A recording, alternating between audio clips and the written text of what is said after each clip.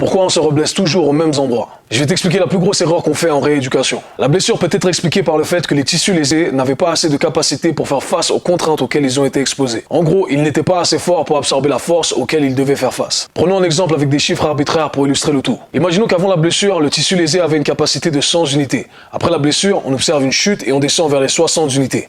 Après une bonne rééducation, on arrive à remonter vers les 80 unités. À ce stade, on a plus mal, on se sent mieux et on pense qu'on peut reprendre l'activité. Mais rappelle-toi, on a encore une marge de 20 unités par rapport à la blessure. Donc on est moins fort qu'avant la blessure. Si 100 unités n'étaient pas assez pour éviter la blessure, 80 unités, c'est clairement pas assez. Donc la première leçon qu'on en retire, c'est que la rééducation ne s'arrête pas lorsqu'on a plus mal. Alors qu'est-ce qu'il faut faire? Eh bien, il faut continuer à entraîner ces tissus même si on a plus mal, afin qu'ils deviennent plus forts qu'avant la blessure. Si on reprend notre exemple, on veut continuer à s'entraîner jusqu'à arriver à une capacité de 120 unités. De cette façon-là, on aura créé une marge de sécurité de 20 unités. Et bien entendu, une fois que c'est fait, eh bien tout ça, il faut le maintenir à travers des entraînements spécifiques. Donc ce que tu dois retenir, c'est que la rééducation ou la réathlétisation, c'est un processus, un travail continu et perpétuel qui passe par la cicatrisation, le développement et la maintenance. Mais ça ne s'arrête jamais si tu veux vraiment éviter les mêmes blessures aux mêmes endroits. Si tu veux plus de free tips, je t'invite à rejoindre ma liste email, le lien est dans ma bio.